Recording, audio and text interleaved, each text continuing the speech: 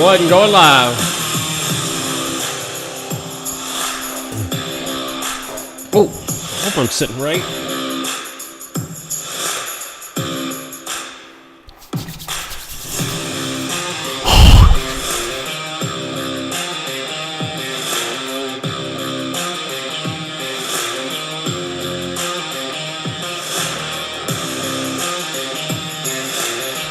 I'm all over the place. I don't even know how to turn down the music anymore. JunkGuysdfw.net in the house, guys. It is Tuesday, 9:02 p.m. Central. And if anybody can hear me, because this dang music's way too loud, guys. What's up? It's Ricardo again at the new studio. This is the new studio right here, guys. This is my new background that I have right here. I'm going to wait until a few people get online really quick. I want to make a few announcements really fast. And then I have a special guest. He's a very, very strong guest. Hold on. I feel the force with him. Guys, I'm going to tell you, we have a special guest. And he's a one of a kind. We met at JunkCon 2022. He was a big fan of my channel, and I got along with him really great because he liked me a lot. Why wouldn't I get along with a person like that likes me a lot, right? Because if he was a total ass, I wouldn't like him. Does that make any sense? Okay, cool. So guys, anyway, I want to talk about this Thursday. I am going to talk about why junk removal companies are going out of business. And I'm going to give some tips about how to stay in business this Thursday. So what I'm going to do really fast, I'm going to type in my email, and I have sent out the invite. I will be sending out the invite tomorrow on Wednesday, but I want anybody who wants to be part of that live webinar on Thursday, 9 p.m. my time, which would be California time would be 7 o'clock. New York time would be 10 o'clock. Dude, I don't know if that's true. All right, so are you able, terrible expression, shake my head, hello, Rick. Can you hear me? Are we having problems with anybody not being able to hear me? Yes, are we loud? I'm too loud. Okay, I'm too loud. Anyway, guys, what I want to talk about on Thursday will be why you're seeing a lot of companies going out of business, but then you're seeing a lot of companies coming into junk removal, a lot of mom and pops coming into junk removal. Now, MJD, Transport and Hauling, Jamon, I called you a while ago because we got a job tomorrow, dude. I was going to ask you if you could help me out after 12. Did you see that? If you can't answer my phone call, at least maybe you can answer me on this chat. All right, we ready? We're going to wait until a few more other people come on board. Then I'll bring my friend on. But let's talk about a few things really fast, guys. I have moved from one house to another house, and this is my new background. So I've been having a little trouble editing videos because I didn't have internet until today. So about from 1 to 2 p.m., Spectrum came here, hooked up my high-powered internet, and I am ready to go. That's why I haven't been editing videos. I've gotten a lot of comments about my videos. I just haven't edited any. That's the problem, you know. But I'm back, and we're ready to do this. Okay, so we got about 23 people that were ready to chime in. My first guess, okay?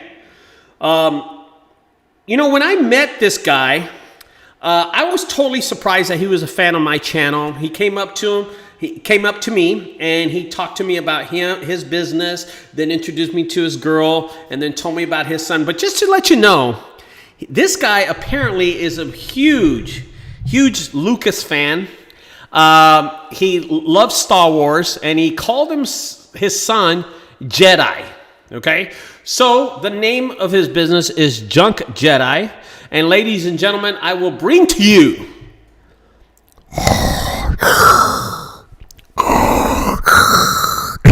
he's hiding.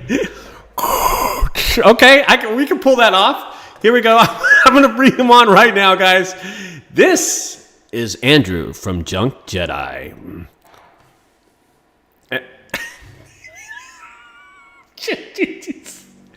You got to be able to. I can't hear you, but you got to be able to. Andrew, put up your volume. Put up your mute volume. You muted me. Oh, there you go. There you go. Were you going to do the sound effect? I'm ready to do the sound effect. Remove your junk, Gabriel. No, I'm not that good at it. I was trying to be fun with you, Ricardo. Okay, great. I was okay. Hold on one second, MJD. Okay, guys, this guy is Andrew. He is the owner of Junk Removal Services, based out of California, Mimi, California. Is that correct? Los Angeles. Shit, I don't even know where I said that. I don't even know where that came from. Then. Wait, what? Where did you say? What's so funny? My group. I think. Is anybody seeing this? Is he getting covered up by the live button? Jamon, is Andrew getting covered up by the live button? It says on the live. Hey, Ricardo, I've got the YouTube up. You have me in the corner. I see me in the corner. Okay, and you don't see the live thing on your face? You don't No. Okay, never mind. If you're looking good, then I'm looking good. All right, brother. I'm looking at it. It looks fine. So let's talk about why I contacted you. Let's talk about our relationship at JunkCon. I want to talk about, before we talk about junk removal, let's talk about your family. I want to talk about that because I think that's really important too. But I saw some of your TikTok videos, and I've been having a lot of success with TikTok, and I wanted to talk about what's your story, brother? Let's talk about that. Jump in and talk to me about your story. Yeah, why don't we start with a little bit of my story and then how I found you and actually when I first contacted you. So, quick story about me, guys, is I am actually an ex-software engineer. I've been programming my entire life, ever since I was 10 years old on AOL 3.0. I'm 36 this May, so I started programming when I was 11. And I've just been a computer guy my entire life. I made $2.5 million by the time I was 18 years old. I dropped out of high school. I don't have a GED. And I made the first ever MySpace profile editor. I don't know if you remember MySpace, Ricardo. Do you remember MySpace? Yeah. So back in the day when MySpace was like a big deal, you had those profile editors, right? Mm-hmm. And you can like change your colors and whatnot. So I got really lucky, dropped out of high school, made a bunch of money when I was young, blew it all, made a bunch of money, and again, I just went through this vicious cycle of making a bunch of money and losing it, and we'll go into that a little bit later if you guys want to hear more of my story. But the point being is, Andrew, did you made a lot of money, but you had a drinking problem? Is that what happened? no, not a drinking problem. It's just I was always partying with my friends and buying like tons of cars. I was 17, 18 years old when I made all that money. Mm-hmm. So of course I was like, drinking with friends, but no, not like, I'm not like an alcoholic or anything like that, but just acting a fool and just blowing all the money. Did you have a crack problem? No, unfortunately not. No heroin? No heroin. Ecstasy? No ecstasy. Cocaine? No cocaine. Am I missing that what's that really bad one? The really bad one. Fentanyl. Yeah, did you have any of those? Meth. Meth is the worst. No meth, no fentanyl. No, but jokes aside, I've been a programmer my entire life, and COVID hit, and that's kind of when my travel app wasn't going to work out, and I decided I needed to figure out how to make money. I was burning through investors' money. We raised $150,000 for a travel app, and I was building it myself, an iOS app. And we were down to our last few $1,000. Me and my girl just had our second kid. I mean, I was down to no money. I was living off COVID-free rent, and they were going to start evicting us if we didn't start paying rent. The whole California free rental program was about to end. And I called a friend. I was like, dude, I don't know what the fuck to do. And he used to run a junk removal company. He was like, Andrew, I used to make $1,000 a day picking up people's junk. And I was like, bullshit, dude. Bullshit. I Googled it on YouTube. I came across you, Sonoma, and Steve Conroy were the three big ones. Lugaway, you, and Sonoma, right? And after I saw, like, make $1,000 Yep. Junk Guys. No, I'm number 1. Oh yeah. Of course, obviously. So after I saw that, I dove deep. I watched tons of YouTube content, and I got into junk removal because I didn't want to pick up a programming job and have to go like relearn algorithms and do all that. All the test questions they're going to ask you to get a job in, like to get a job programming. I was good at programming, but I didn't want to study all the algorithms again and relearn those and go like program for some like corporation, and I just wasn't ready to do that. And I needed to make cash immediately. So that's how I got into junk removal. And let's talk about your kids really fast. You have 2 kids, right? 2 kids. You have a girl and you have a son, and the name of your son is... Yeah, so we have a daughter, and then I convinced my lady to let us name our son Jedi. Jedi? Yes, like a Jedi Knight from Star Wars. Yes, Jedi. And how I'll much... bring him in later so you guys can meet him. How much convincing... Is he there? Is he around there? Yeah, he's around. Get him on the channel. Let's go. I want to see Jedi. Call him in. Call your girl. Tell her to come in. I would love to meet Jedi. Now. I'm using the Force. You ready? Yeah.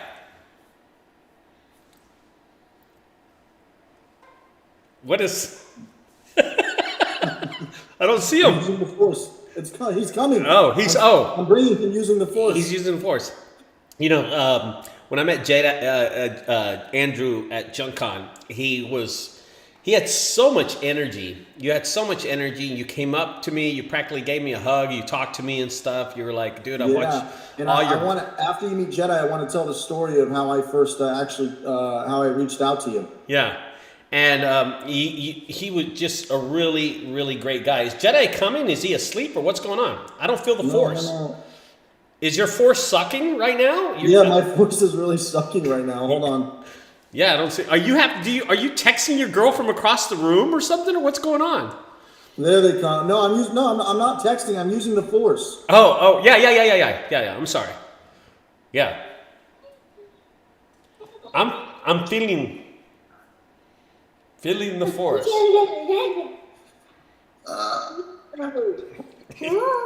Oh, nice. He's so cute. Listen, down. Say hi to the camera at least. Hey, buddy, Jedi. That's Jedi. He doesn't want to play. But yeah, so that's Jedi himself.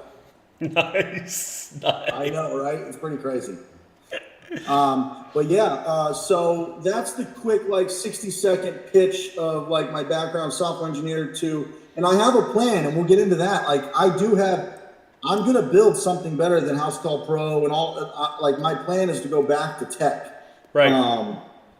And I'm super excited about that. But what I wanted to share with everybody here is when I first got into junk removal, I remember I was 2 or 3 months into the business, and I reached out to you. I commented on one of your videos, and my question was, I asked you a question it's like, how do you film all the time? How are you not scared to film everybody? When there's clients or customers, because I wanted to film all the stuff, all the jobs that I was doing too. Mm-hmm. And I asked you a whole bunch of other questions, but that was the first question I remember asking. And then I think 10 months later, I met you at JunkCon. But yeah, and that, you remember you telling me about the app too? The app? Mm-hmm. The question Andrew asked me, I'm sorry, I'm munching on ice, was, and I think this is a great question. I'll answer it again. He asked me, how do I have the nerve to film in front of customers, or how do I get the permission to film in front of customers? And I don't get permission. I just film. And if they tell me to stop filming, I'll stop filming. But most of the time, the customers are really laid back. This is Texas also. So it's not going to be, there's so much more political in California more than they are in Texas. I'm not sure, Andrew. Okay. I'm just saying that. But in Texas, we just film, and it doesn't matter to me. And I'm pretty sure it's the first time the customer's ever been on a YouTube channel when I'm there, and it just has to be a junk removal company. But It's easy, guys. When I show up to a person's house, I set up my camera and I just shooting. I'm just shooting live and I'm just going, and then I'll edit when I get home and stuff. And if the customer's in the video, if they ask me to keep them out of the video, I'll keep them out. If not, I'll keep them in the video. So I think that was your question to you. But a lot of people don't talk to other junk removal companies. I want to make that clear, Andrew. But when you called me, we had a great conversation. Yeah. And then we met at JunkCon, and tell them what happened. Yeah, I remember when I saw you in JunkCon, I was like, oh my God, it's Ricardo from JunkGuys. I remember running up to you and be like, dude, I see you on YouTube. And then I asked for a photo. I was super excited. I mean, because dude, like, I've been watching you for a whole year, right? Like watching your videos. Like, dude, in the beginning, I was binging so much, trying to like figure out how to just do jobs, and price, and just, so it was like I was seeing a mini celebrity. Nice. Hey guys, by the way, anybody that's in the chat, if y'all have any questions for Andrew or for me, you're welcome to ask. I will stop the video when we're asking questions, when we're talking, and if you ask a question, and it can be really about anything, okay? It could be about business, of course. It could be about our lifestyles or anything. The chat is open to anyone who's listening right now, okay, guys? Andrew, saw you at JunkCon. We talked. We got along really good. I called you. I've been noticing on the Tiki of the Talkie, your cool little videos that you've been popping out left and right. Hey, you're just trying to make me feel better. My TikTok game is sucking.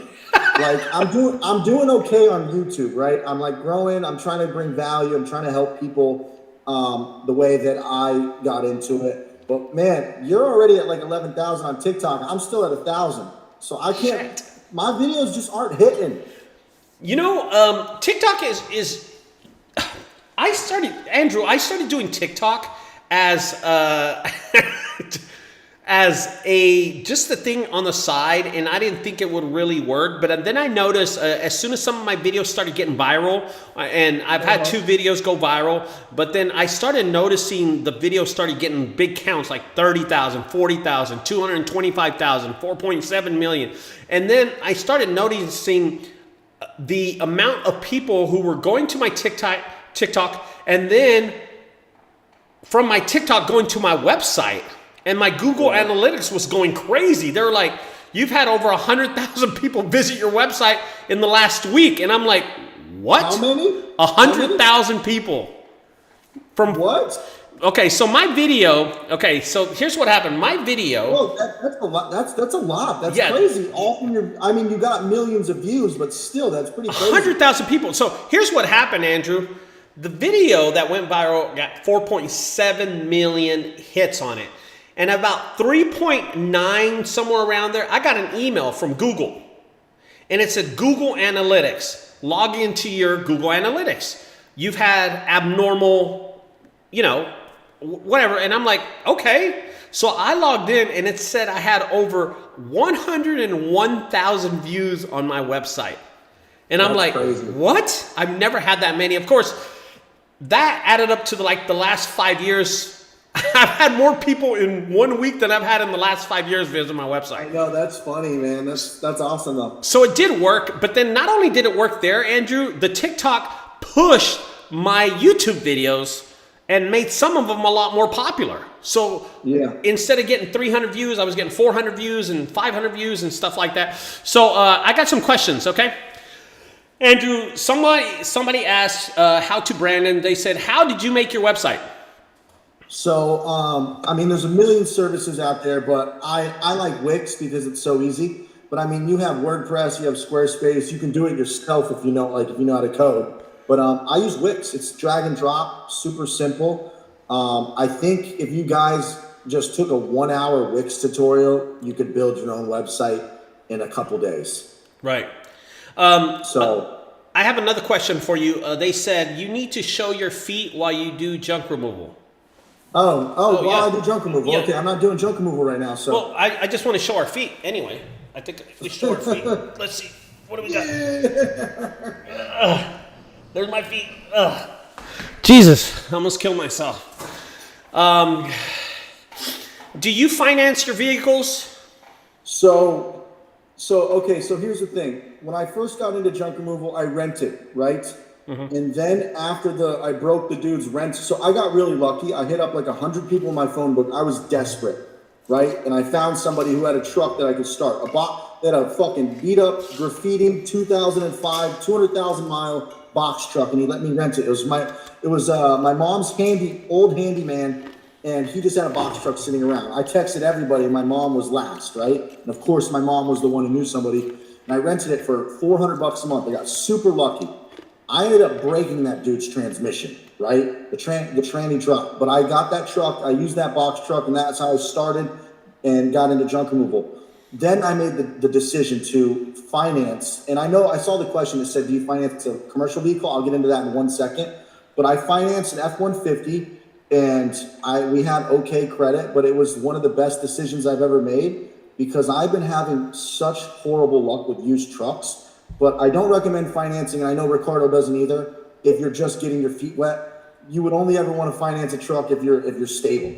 But this question, the question why I asked you, Andrew, was because I had Boss Mode. He says, "Can you guys talk about how to finance a commercial vehicle?" I gave you the question because I figured you'd probably finance something sometime. I financed the F-150, which anybody with bad credit can walk in and finance a car. It's so easy. Bad credit or not, but the commercial vehicle, now I had to do some fucking loopholes for that one. Yeah. Andrew, do you mind not cussing on my channel? Oh shit. Yeah. Crap, what the fuck's wrong with you, bro? Oh, why are you fucking cussing? I thought you were family friendly for a second. I was like, oh shit. No, I'm kidding, dude. Go ahead. Financing commercial vehicle, I couldn't get a loan because they're like, you need 2 years of operating history to get a commercial loan. Unless you have like a 750.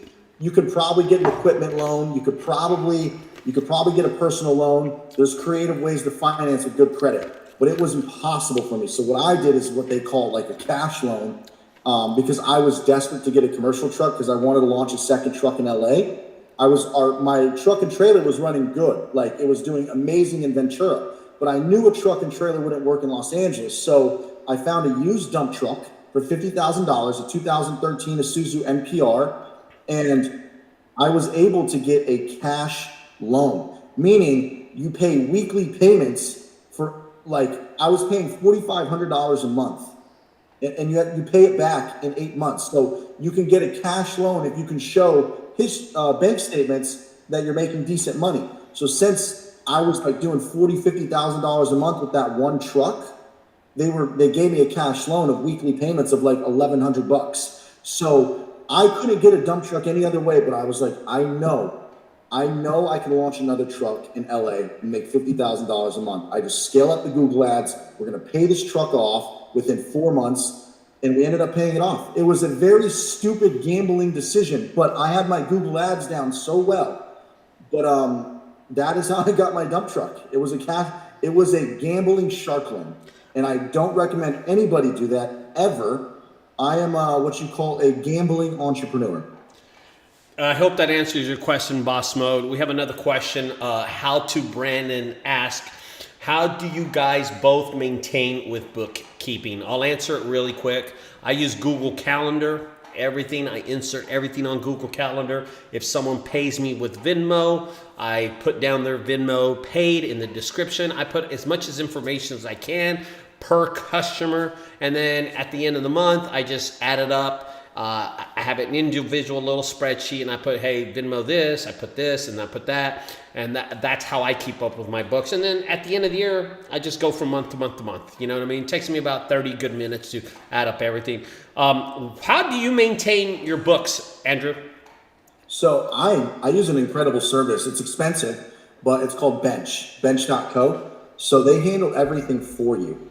I don't need to do any QuickBooks, so they do a monthly balance sheet and a monthly profit and loss sheet. So they take all of your credit card statements, you connect it with your bank account. They take all your loans, all your liabilities and assets, and they do all of your bookkeeping. And it's $300 a month. But I have a running balance sheet and a profit and loss statement that I can hand to my CPA at the end of the year. And I don't have to do anything. I don't touch any QuickBooks. I don't do anything. So everything I love. I'll put it in the chat because it's so amazing.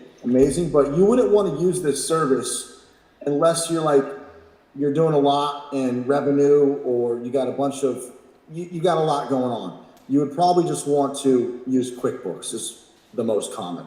And then I'm sorry. I recommend House Call Pro if you're first starting, or for free, do what he's doing until you actually can afford it. But I use Workies now, it's better than House Call for multiple locations.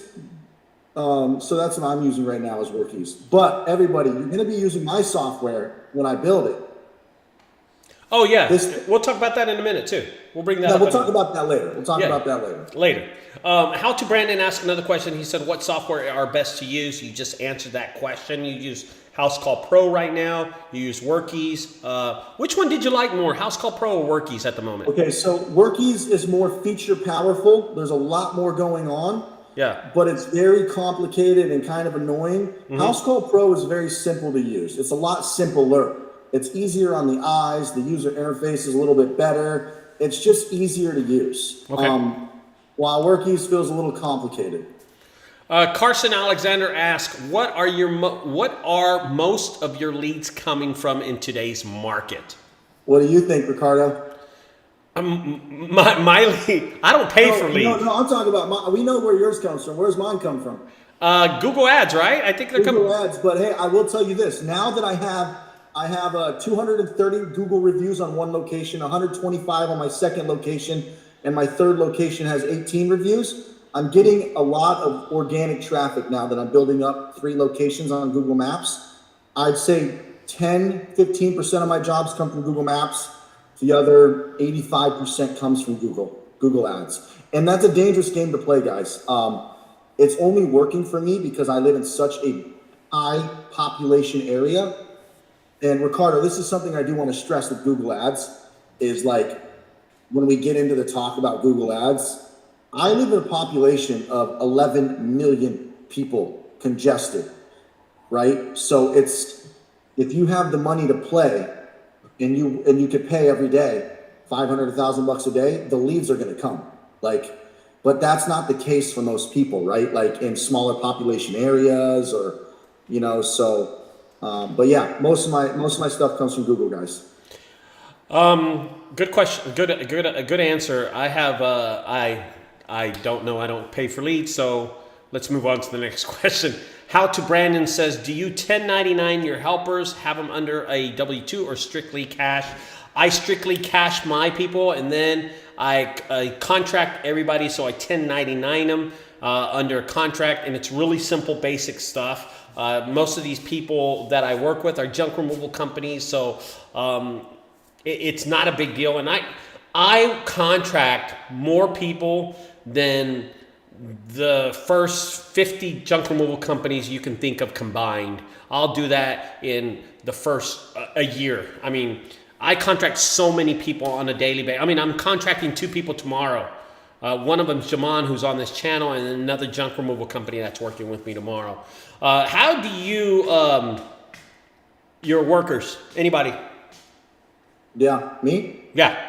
No, Yoda, dude. I'm talking to Yoda. No, I thought you said anybody. So I started 1099 as well, and I didn't even 1099. I was really sloppy in the beginning. I just paid them, Zelle, Cash App, Venmo, Cash, which they're considered 1099, but I actually never issued them a 1099. And then when you start to get employees, I'm actually in the middle of kind of a big crisis right now. Everybody's W-2. I have workers' compensation now. One of my employees broke their legs, and they're suing me. So, the reason this is actually going to be a YouTube video that I'm going to be making soon is I'm in a huge fucking lawsuit, and it's really scary because state of California takes workers' compensation very serious. So. Wow. To prove the difference between a W-2 employee and 1099, if they have consistent hours and they show up at the same time every day, they're using your equipment, they're an employee. If it's sporadic, like Ricardo, like you get a 1099 guy here, they're not taking your truck, driving it around the city, very obvious what's a 1099 and what's a W-2 employee. So he was technically an employee. I was treating him as an employee, but I was paying them all 1099. And he broke his leg. This was back in November. And he basically came at me and saying, "Hey, Andrew, you need to pay me $5,000 a month for free until my leg is better and all my medical bills." I said, "I'll pay your medical bills, but I'm not paying you $5,000 a month, dude. I'm not going to just give you." I was like, I'll give you a phone job. You can take over phones and you can have a free job, and I'll help you out as much as I can. But I'm still a startup, dude. I got a newborn kid. I ain't got fucking $5,000 extra to give you a month. I'm sorry you broke your leg, but you." Anyways, he came at me a couple months later. I got from Gemini Legal a lawsuit suing me for not properly classifying him breaking his leg, and not having workers' compensation. So, moral of the story, guys, the lesson that I'm learning right now and going through is, if you have consistent employees, don't risk it. You need to W-2 them, and you need to have workers' compensation. So I don't know what's going to happen, and we'll find out. But so right now, they're all W-2, and they fucking have workers' compensation. I ain't messing with that shit anymore. That's kind of, if you're starting in junk removal and you've been in business for the less than, what you've been in business. I've been I think I'm going on, this September makes 2 years, right? I mean, just imagine, guys, and this is for people that want to get their feet wet and start that entrepreneur journey and want to, start a business, but earn your own money. Instead of going from 9 to 5 working in corporate America, you want to start your own business, and you want to start making money because you have kids, you have a little Jedi at home, or, you want to get moving in life. And I know how that feeling is. I know how that is. And then as you start your business, you're doing this, you're doing that, and you're working, and you're getting trucks, and you're getting trailers, you're getting business, and you're marketing, and then all of a sudden, one of the guys that you hired gets injured, and then a month later you get hit with a lawsuit. That's a lot to take from a small business to take in. And and when I was talking to trying to figure out which lawyer I'm going to hire, and what I'm going to do, it's a common thing that says that happens a lot, that takes small businesses out of business, is this shit kind of happens, and the small business gets the shit end of the stick because they just made a couple mistakes and their whole business is destroyed. Now, I have looked very in depth in this. I kind of know what's going to probably most likely happen. The lawyer explained it. I will be fine. I will work my way through this. But if you are trying to build a business, make sure you follow. Just make sure you classify your employees right. Just be safe if you're going to start hiring people, and they're actually consistently getting hours and they become an employee. If you just have them help you here and there, of course they're a 1099, right? You're on the truck with them, you have them help for a couple hours, that's a 1099. They're not a consistent employee coming in at the same time every day, driving your truck without you, using your equipment. That's an employee. And, I'm actually I'm really excited. I'm actually here, Ricardo. I see the positive in everything. Okay. Yeah. I truly do. Yeah. I honestly, it's so strange for me to say this, but I'm kind of excited to go to court and go through this process and learn and see, am I going to come out the other side with a $60,000 bill that I have to pay the state of California, or am I going to be able to try to say that he's a 1099 contractor? I'm excited to tell the story and share it of lessons on YouTube, and then just kind of learn how it works. I know that sounds kind of weird because I could, get stuck with this $50,000 to $100,000 bill and, have to pay a monthly payment plan to the state of California. But I'm excited to learn the process. Is that weird? No, I think, that is weird, but no, I understand where you're coming from. I understand. We got another I'm trying to see the positive. Right. Yeah, there's no positive in the lawsuit. CR Superior Services says this. How in the hell are you guys making $40,000 to $50,000 a month I've been struggling at this for 3 years. Do you want to take that question? Well, first of all, I'll answer it really quick. I do not say I make $40,000 to $50,000 a month. Have I ever done that? Yeah, I probably so in the last 15 years. I've probably had some good months like that. But you advertise it on your TikTok that you've meet those numbers. So here's the thing. Ricardo doesn't have advertising overhead. So I had 1 month do $70,000 one truck.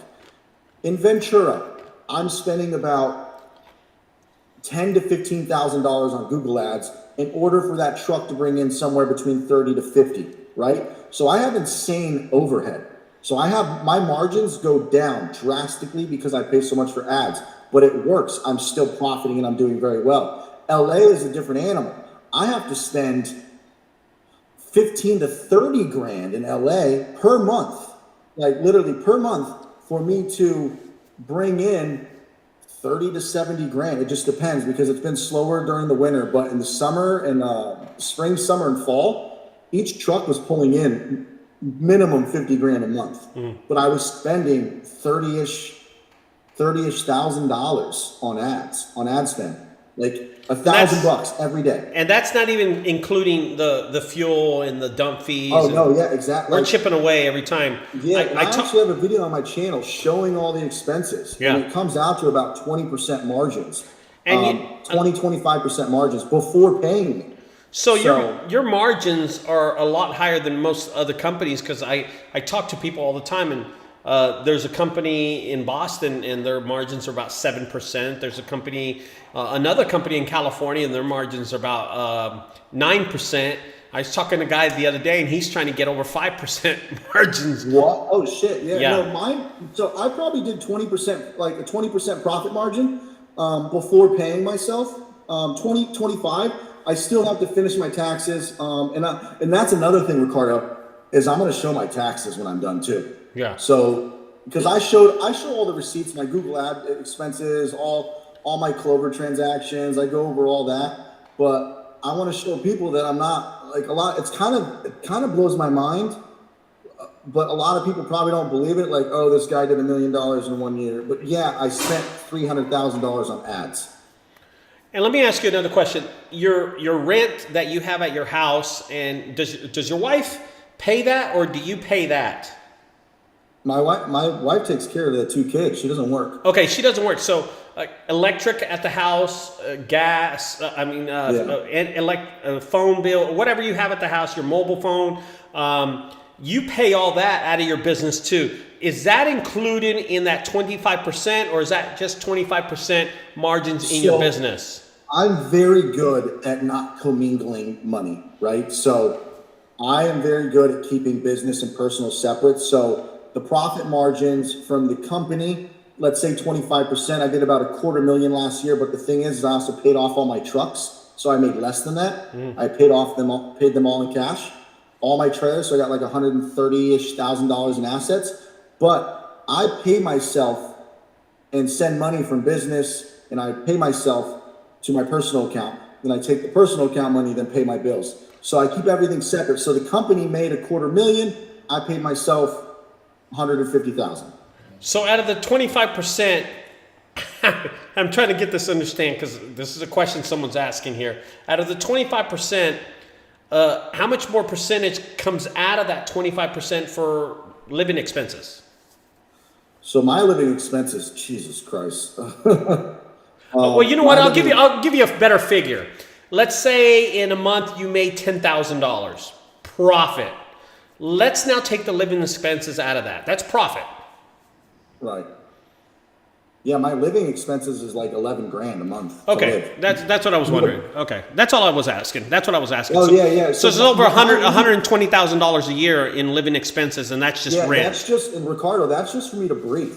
Like, right. Just so I can breathe. If my expenses out here in LA with both daycares, and that's not business expenses. That's personal. That's all fucking personal. Right. And it's mostly rent. It's fucking rent in LA.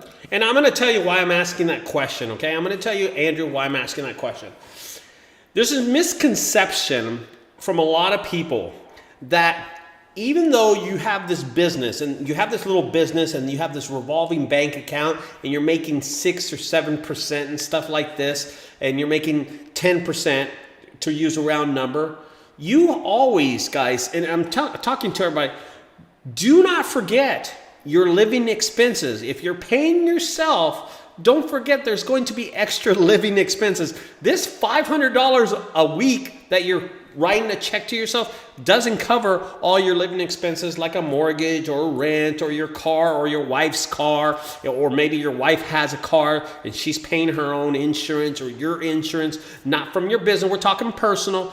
A lot of people do not take that in consideration on how much that dents your margins of your business. And you're trying to separate it, but it doesn't work out like that. As a small business, you have to understand we're all going to go through that process. And that process is, hey, I've been doing it for 15 years and I don't have it down yet. You see what I mean? So there's always going to be these little mistakes that people do. And you mentioned this earlier, Andrew. You got into it, you started pouring a lot of money into Google ads and blah, blah, blah. And now you finally got it down right where you want it. Right. But people make those mistakes. That's human nature. It's okay. Right. It's okay to make mistakes in business. Okay. It's okay. I'm going to read another question that we have. Can I say one thing real quick? Yeah. Just to make me feel a little better. Yeah. Is I do know my living expenses are stupid. I don't buy Gucci, Louis. I don't care if I'm driving my beat up white pickup truck. I don't have fancy, I wear flip flops everywhere. Mm-hmm. I don't spend money on watches and cars and Gucci this and Gucci that. I spend my money on a nice place to live for my family. So it is kind of like I should be smarter with where I live, but at the same time, it's the one place that makes me feel good is having a nice place to live. So I spend money on rent, so we're comfortable, and I wear the same fucking shirt every day, all day. I wear the same jeans every day. I have 5 pairs of the same jeans. Were you just reaching for a shirt right there? Yeah, I'm in my closet. My office is in my closet. I'm in the closet. No, we just moved to a really cool 2-bedroom. We just moved. I just posted a vlog on it. We moved to this beautiful like apartment, but there's no room for my office except for the closet. That's funny.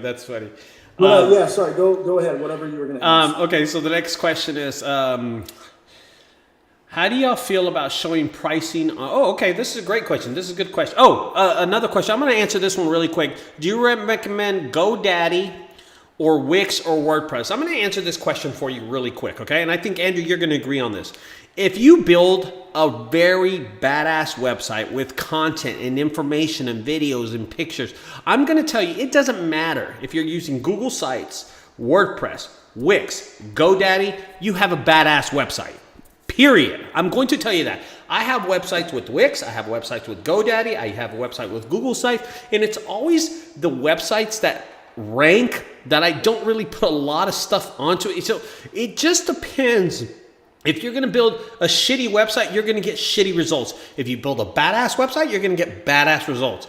I have a lot of my websites that have 30, 40 pages connected to it, and it works for me, okay? But also, it looks like someone threw up on my website a lot of content. You know, that's what my website looks like. So a lot of people think I have too much shit on my website, but you know what? I get the bookings online. I'm always getting bookings on a daily basis. I average 2 to 3 bookings every day, and it works for me. It works for me, okay? We're going to go to another question really fast. Southside Metro Hauling and Junk Removal. What's up, Southside? How do you feel about showing pricing on your website and using a pricing sheet, etc.? Just pricing in general. I don't like it. You don't like it. I love it. I show off my pricing. And if you want to copy it, you're welcome to. If you're a competitor of mine, you're welcome.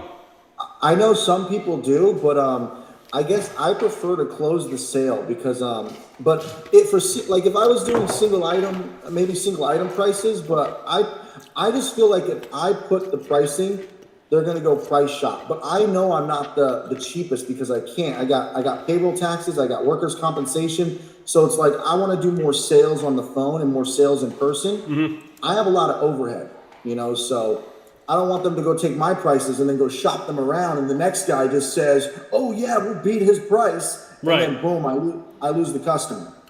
I look at it totally different, Andrew. So I'm gonna. Yeah, no, share your opinion. I'm definitely 100% going to disagree with it. If you don't like my pricing, you are welcome to go to my competitor. But I know for a fact I'm the cheapest person. You know what I mean? So Yeah. I know that nobody offers $45 refrigerators, $300 hot tub removals. Nobody does that, and nobody can keep up with my pricing. So I show off my pricing on the website. And I will tell you this: most of my bookings online, when I go remove a hot tub, they don't ask me how much it is. They know how much it is. When I go to someone's house, I go into the backyard, I start removing the hot tub, and when I'm done, I turn around and they have already a check written for me for $300. Where did they get that idea? They got it from the website. And they know what my pricing is because they probably saw a damn video of me doing something silly with the website. With the hot tub. Next question does, second, south side in the house again. Here's a good question. How to Brandon says, do you file your own taxes or have a reputable CPA or company do it? CPA. I use a CPA. CPA. Okay. I got CPA. Next. The beautiful thing real quick about Bench is I just send over all the statements, the profit and losses to the CPA. It's done like that. How do you guys deal with living expenses? Okay. So that's that's a great question. So I was raised different. When my rent or mortgage comes up every year, I pay it 1 year in advance. That's what I do. Why? I've always been doing that. I have no idea. It works for me. I don't have to worry about my mortgage for a year. I don't have to worry about my rent for my retail down in Dallas. I don't have to worry about that. I just pay in advance and the whole year's paid. It helps me out.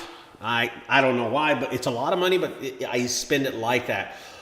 That's how I deal with my living expenses when it comes to my place here. Now, my electrical, my wife pays for her own car. My wife pays for her own insurance. I pay for my insurance. As a matter of fact, the car that I drive is my wife's car. It's her older car, and I drive her old car because I have all my vehicles in Dallas. So I drive from here to Dallas 1 hour every day. But how do I deal with my living expenses? My living expenses aren't that bad. I guess just the car, which is like $675, and then my electric, it's got to be like $300. I don't know. I just moved into this house right here, so it's got to be like $300. What's your mortgage? Here, it's already paid. It's already paid. Oh, did you buy the house in cash? No. I just paid it in a whole year in advance. Okay. Okay. So that, by doing that, I know how much money I have to spend on other things, but I don't have a lot of expenses, and it's something that I decided to do a long time ago because I've been in positions where I had more expenses than I had money coming in. I've been in there, and I said, I never want to do that. You lose sleep about that. And I said, I never want to do that again. So my living expenses, phone, insurance, car payment, what else? Fuck. My headquarters, I don't have water. I use rainwater. Rainwater comes in, we recycle it, we use it. So I'm a cheapskate when it comes to that. My electric at my headquarters is like $100 a month, and they turned off my electric like last month because I forgot to pay for it. Because I don't even look at my bills. You know what I mean? I'm like, dude, I don't even look. I forget it, and then I get on the phone and just pay it really quick. So when it comes to stuff like that, that's how I deal with my living expenses. I'm going to answer that question. Don't answer that one. We'll let you answer the next one, okay? Scratch that question. Oh, shit. The question that I just answered, he said, the guy comes back and says, scratch that question. Forget about it. I didn't even see That's it. funny. Here we go. Joe Althouse says, do you guys have full-time employees? And if so, what do you do in the slow winter months? So yes, I do have full-time employees. And it has been slow. They've just been getting a little bit less of hours. but I'm doing everything I can to bring up, get more volume. I mean, like the ad spend, it's just surprisingly, even in California, it slowed down a bit. But I'm able to keep giving them about 30 hours a week still, so 30, 40 hours. I think there might have been 1 week where it was like 25, but like other than that, it's still around 30, 40 hours. But yeah, I have 8 full-time employees.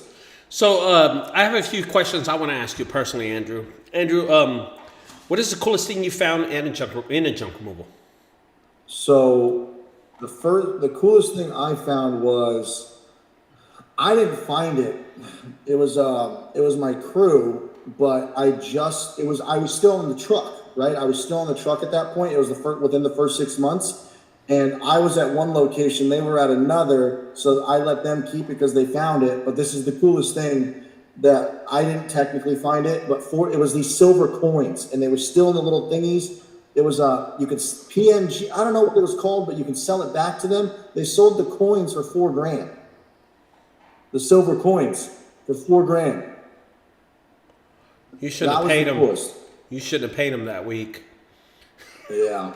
I should have kept the coin. No, but that's the cool. There is a question I wanted to answer though, that I wanted to help with, that I know a decent amount on. Somebody asked. Go ahead. The sole proprietorship or LLC. Oh yeah, I saw that. Okay, it's Southside Metro in the house. Second question starting. Metro. So I mean, if money's a problem, you don't need to register a company. You don't need to do it right away. But once you have $50 to $100 to file with the state, it's very simple. You don't need to pay some fancy company $300. You can even go to InkFile and just ignore everything and just pay the state filing fee, and InkFile $5. But you just need to file with the state, and whatever the state filing fee is, get an LLC as soon as you can. And but if you don't have money, you can start just fine doing nothing. Nobody's gonna sue you. Yeah. Unless you sue yourself, break your own leg. I like that answer, actually. That's kind of how I would have answered it. Carson Alexander asked a question for you, Jedi Knight.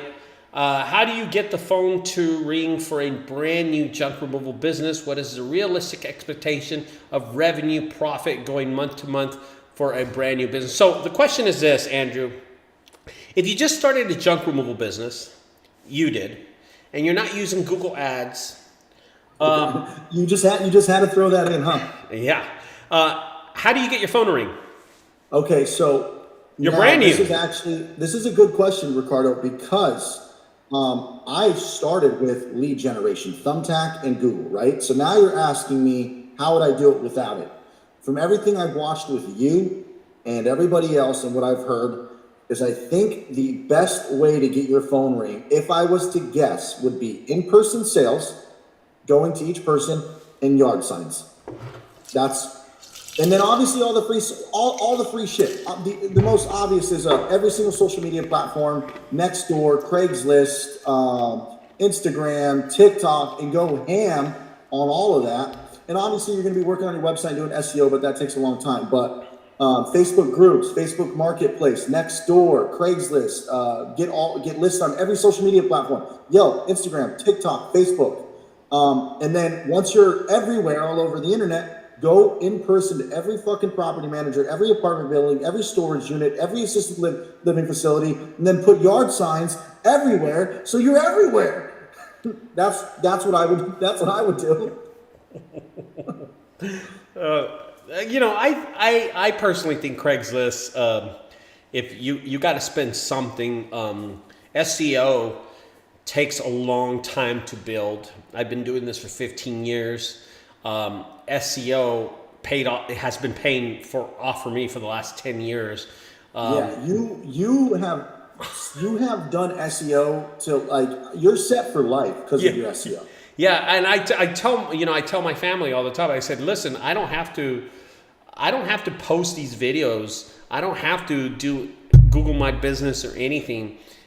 I can leave and someone can take over my business and the phone will still ring because there's so much content out there. You know what I mean? And which is crazy. That's really awesome. And I'm waiting for my build up once I hit year 3 or 4. Yeah. I'm super excited because I know my natural organic growth and SEO and just Google my business and TikTok and Instagram, it's going to compound, like compounding interest. I think it takes like 5 years, man, to be honest with you. I think it takes 5 years because, I don't really remember how long it took me, but I do get people that call me off old ads they saw on, Twitter or Tumblr or somewhere.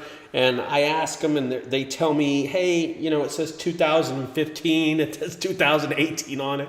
So I'm not particularly sure, but I do know that SEO takes a long time. Yeah. If you could get lucky, you could get lucky. Next question.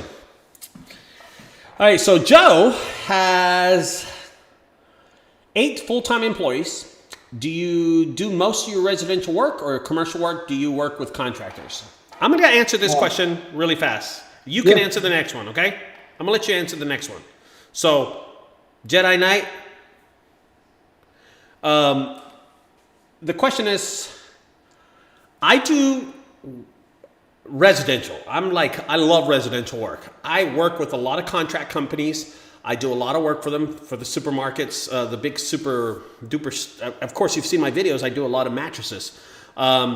So I like those too, but I'm going to tell you the money's a lot slower there. I'd rather be doing garage cleanouts, hoarder houses, evictions, stuff like that. I don't shop for those people. Those people contact me. Okay. But most of my jobs, I would prefer residential. But when Colonial calls me or Walmart or Target calls me, I drop everything and go to them because I know they'll pay me. They eventually will pay me. It's slower money, but they always pay. Okay? Question for Jedi Knight. I've been in business for 3 years and just found out it's so hard to be busy. I get a lot of work, but I don't think I get enough residential work for even 4 full-time employees. What do you think he should do? Well, if you don't think you get enough work for full-time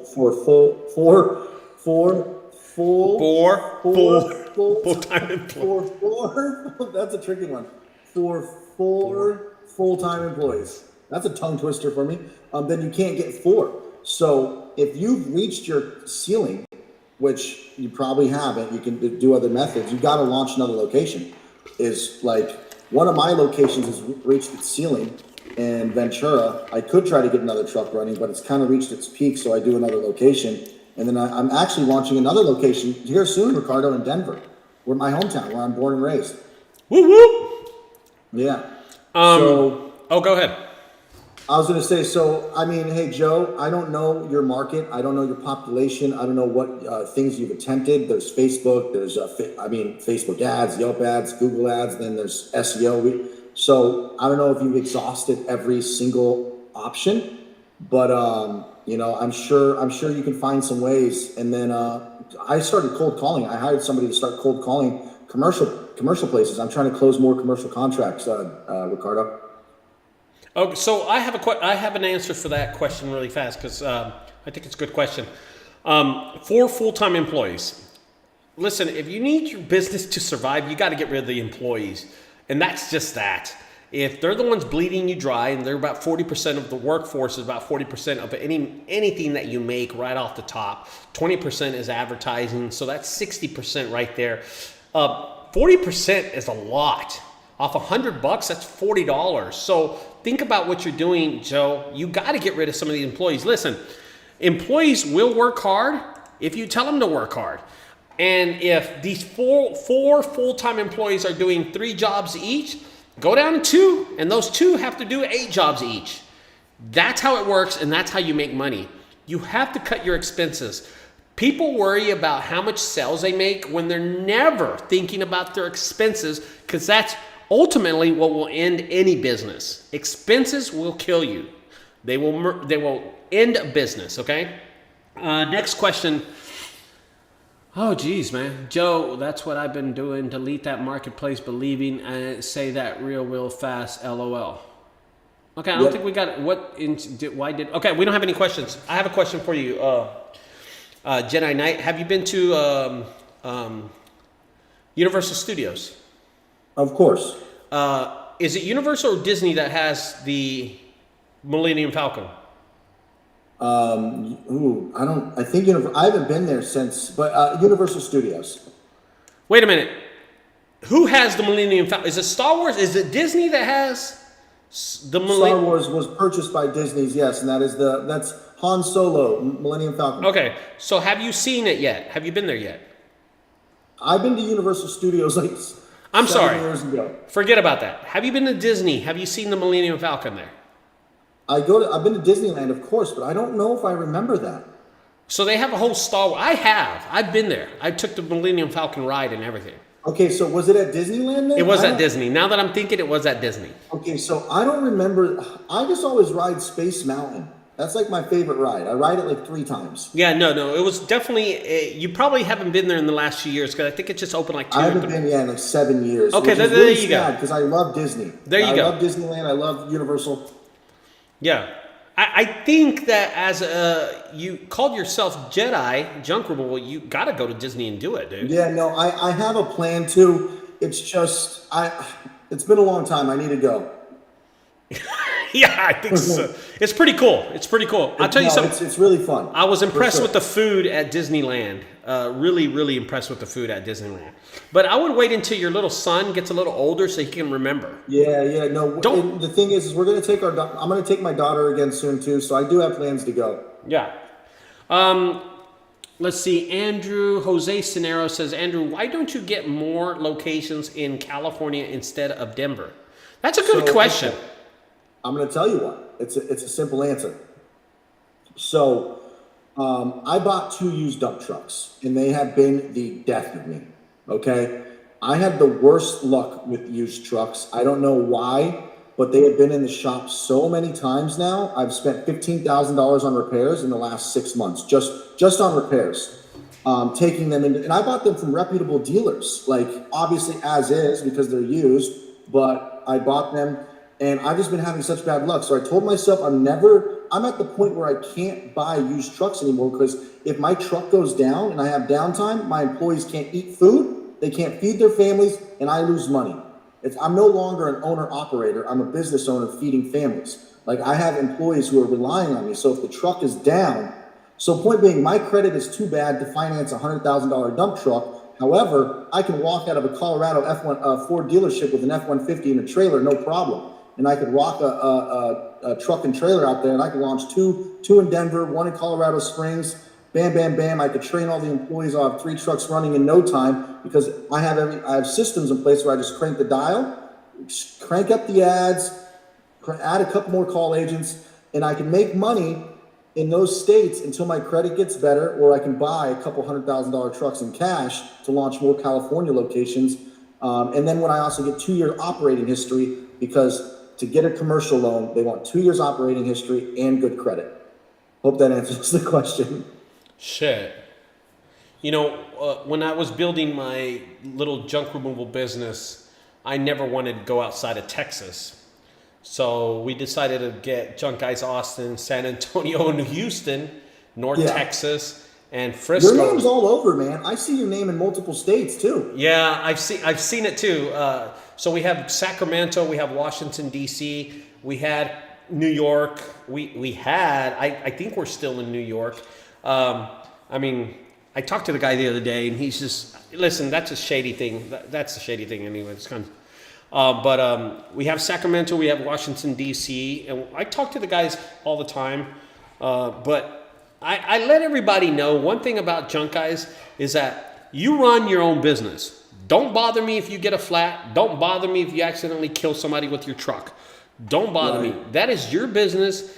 It is you. I build the structure of the business. I give you the advice for how to build your SEO. I build the website, and that's all I do for you. I'm not a franchisee, okay? I work off of commissions, okay? That's all I do. I do not charge a franchise fees. I charge a commission fee, and that's all I do. But getting the brand out there and seeing that I'm all over the place. And somebody said the other day, they're like, hey, do you know who stand-up guys Casey Walsh is? And I'm like, yeah, I know who Casey Walsh is. He's a cool guy. And he goes, yeah, man, he's all over the place. I said, well, how many locations he has? And they were like 7. And I started counting. I'm like, wait a minute, I have like 8 or 9 places. I said, damn, I never thought about that, that my business is bigger than, somebody like stand-up guys. But I don't really, that's a whole different ball game, you know what I mean? That's a whole different thing. If you want to have more locations and you want to build $1 million business, that's totally up to you, you know what I mean? That's something I work by myself. I love working by myself. I subcontract a lot of businesses. I help a lot of people make money because my business is a little bigger than the normal mom and pop. But other than that, that's all the difference that I'm doing in my business. I have a question really fast. Carson Alexander says, is it just me, or does it seem like there are a lot of people starting junk removal companies? What do you do to remain competitive and dominant in your local market? Well, you want me to go first or you? You go ahead. It's people like us who are making it more competitive, of course. Ricardo, myself, but mostly Ricardo and Sonoma Strong, the people with bigger followings. And there's 2 ways. Be the one that everybody wants to call. Customer service, be everywhere, and be around for a while, right? Mass exposure, better customer service, and then the one that you hear the most about, the most to not do is lower your prices. But if you're an owner operator, you can charge whatever you want if you don't have as much overhead. Like Ricardo, what Ricardo does is actually smart. He works with other. It's giving back because he contracts with other companies. He doesn't have overhead. So instead of hiring employees, you contract with other guys and you guys all work together. It's like a big old family over there. Yeah, it is Texas. It is Texas. So, right? The weird thing, Andrew, the weird thing about it is that's how Texas is, man. You shake for a $5,000 contract. You don't show up with a tablet and tell them to sign it or a piece of paper. You shake for $5,000. I did a $58,000 contract. A junk removal that took me a month to complete with the shake of a hand. Wow. I recorded everything. I had it on my YouTube channel and everything. Every day I was recording. I even brought my dog Polo to the warehouse and let him run up and down the warehouse because the owners were gone and I needed to take care of my dog. So I just let him run inside the warehouse. I didn't care. But, I lost my train of thought. But no, yeah. Now you contract with other people, but Carson, that's a tough question because with competition, it really just comes down to either your exposure, how much exposure you can get, and then it's kind of like turning into a pay to play game with Yelp advertising, Google advertising. People like Ricardo, you've done all the hard SEO work, so you're pretty good. But for the new companies, it's going to be difficult. It's going to be, but anything's possible. Definitely. There's 11 million people. There's 11 million people out here. Get your feet on the street, do some guerrilla marketing, start cold calling, in-person sales, and just provide the most awesome customer service. You want to know something that I do kind of funny? Mm-hmm. This is actually something I was going to share later. For customer service, you know what I do for my customers that nobody's ever thought of? And I was like, how can I differentiate myself? Never mind, I'm not going to share the secret because then everybody's going to do it. What, are you going to dress up like a Jedi or what?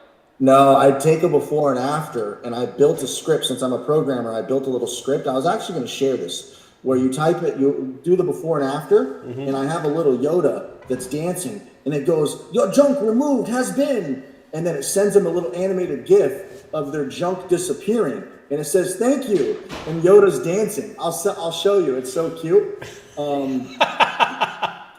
Here, let me ask her to send me a GIF.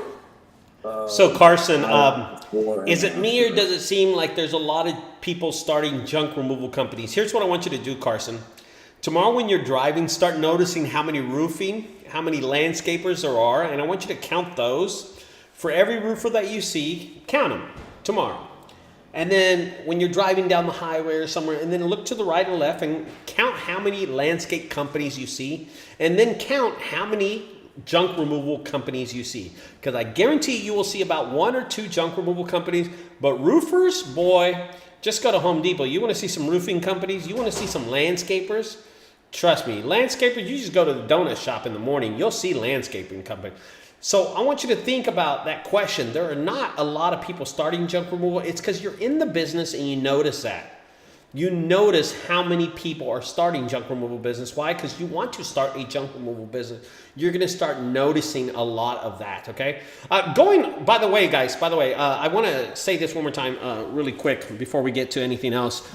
This Thursday, I am holding a webinar, okay? And we're going to talk about kind of what Carson just asked, but how to stay in business and why so many junk removal companies are going out of business and why so many junk removal companies are jumping. So many owners are starting junk removal services, okay?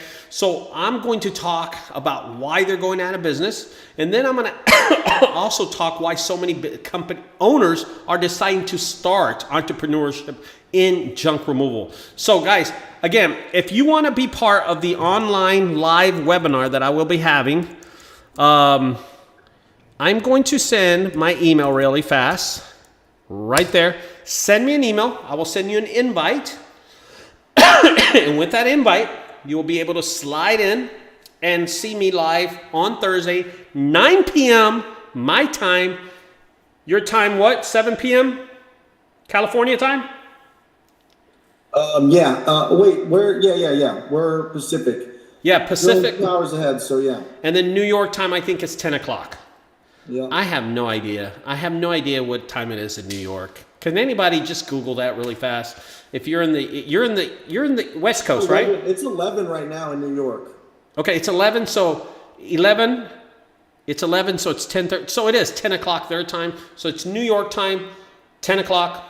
California time, 7 o'clock. My time, 9 o'clock p.m. Okay, guys? I will be sending you a link. I'm going to send you a link. And that link, you just sign up for it. Boom. And then I'll hook you up. Okay? We're going to end this video. We're going to ask one more question. Here's a good one. What's up, Ricardo? When can I get more jobs? It's been really slow. The phone is not ringing. God, geez, you got to personally call me on that one.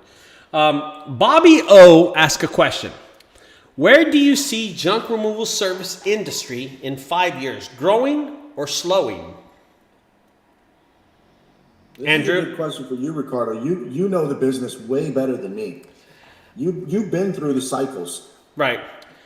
I definitely see junk removal growing. I don't see it slowing down whatsoever at all. Because more people, more houses, like more population. The gotta get rid more of shit, right? I'm going to tell you something about junk removal. We're so resilient. When I started junk removal, these two planes hit the Twin Towers, and the economy started tanking. The stock market was closed for a whole week. It was the first time in American history that the stock market closed for a whole week. There was no trading or nothing.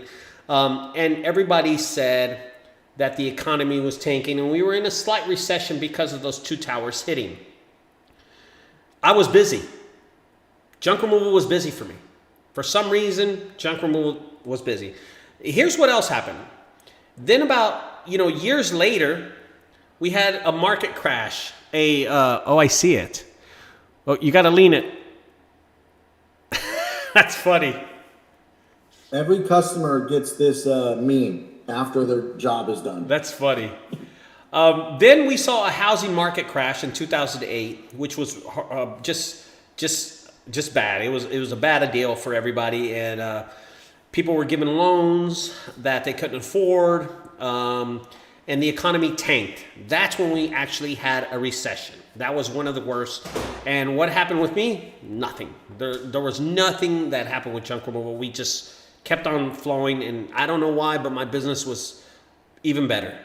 And then you had the COVID thing that happened in 2020, 2019. You had COVID, and again, the economy was the worst that you ever seen it, and junk removal was the best. It was awesome to be during COVID time for junk removal because people decided to stay home, and people started deciding. And I made a video about this back then that I thought junk removal was going to be better because people were going to start staying home and noticing how shitty their furniture was, and that they needed to order a couch from eBay or order one from Amazon Prime. I see junk removal soaring in the next few years. I see it not peaking for another 9 or 10 years. But there's not enough companies in junk removal. You couldn't add the amount of junk removal companies there are and compare it to plumbers, carpenters. I say this all the time in my channels. There's just no way we're even touching the tip of how many companies there are. This is a new industry. This is a new service. And I don't see it now. People are slow right now because the economy is slow. If you're jumping into the junk removal business and you think you're going to be doing really good, you got to have realistic expectations on what your business is going to do. Okay? Just want to be sure I say that, okay? Before we leave, would you like to say anything, Jedi? Yeah, Ricardo, thank you, of course, for having me on your channel. Because you're one of the people that I first found, so it is a blessing to have met you, of course, because that was awesome, and know you. And I'm going to be in Texas soon, so we're definitely going to hang out and catch up. And bring your wife. I have 4 extra rooms in this house. Okay, she would love to come. Yeah. And I do have a new quote that I've been saying at the end of my YouTube videos that I've come up with. Okay. And I would like to share this little quote to your followers that might inspire them. Are we going to end this video with that quote? If you're ready, yeah, it's a good quote. At least I think it's a good quote. Okay. Okay, then we'll say. Yeah, you guys, if you guys just Google Jedi Junk Removal, my name is Andrew Thompson. But I leave you with this, everybody, including you, Ricardo. Success is often covered in dirt, but so was gold at one point. And with that, y'all have a good night, a good blessing. Thanks for staying tuned to the channel, ladies and gentlemen.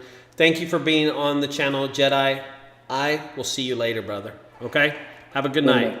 Tell the fam I said hola. I will. Bye-bye. All right. Bye-bye, buddy. All right, guys, that's it. I will talk to y'all later. Don't forget to subscribe to my channel. Check out my other videos, and I will be putting out a video tonight. Good night to everyone. Thank you very much for staying tuned.